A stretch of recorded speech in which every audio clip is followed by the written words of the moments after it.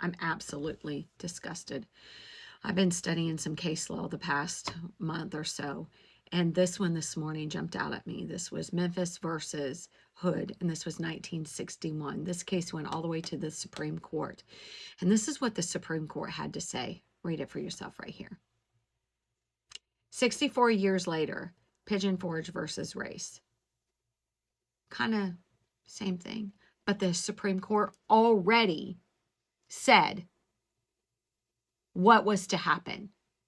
29-17-903 states at the time of the taking that the person, the homeowners, the property owners are entitled to what money was deposited into the clerk of courts for fair market value. Then you go to court and you fight for the remainder. What happened to our family was nothing but a travesty. And I'm saying that mildly. The mental anguish, the anxiety, the stress, the financial burden, you had all the trauma, everything of what they done is astronomical. May 6th, the city of Pigeon Forge, May 6, 2024, the city of Pigeon Forge took possession of our property. And at the time of the taking, they didn't give us a penny. We didn't get any type of compensation, just compensation, until 71 days later. They didn't pay the mortgage off for 89 days later. That's when the mortgage was settled. We were still financially responsible for a home that was bulldozed down on June 26th.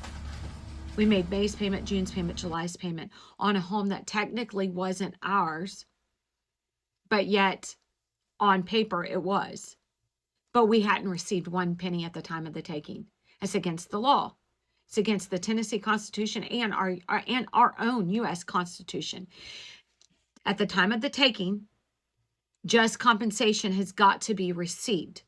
But what the city of Pigeon Forge done, and our old attorney, is they said, nope, we're not going to give them that full amount that we deposited. We're not going to do it. We're going to hold on to it. And then we're going to pay the mortgage 89 days later off after the house was bulldozed down on June 26th. From May 6th to the time they paid the mortgage payment was 89 days later, or paid the mortgage off. I'm sorry. So then they take $90,000 and they stick it in a CD. This was between the city's attorney and our old attorney. We didn't know anything about this $90,000. And our old attorney's like, best case scenario, we can get him to agree to the drawdown.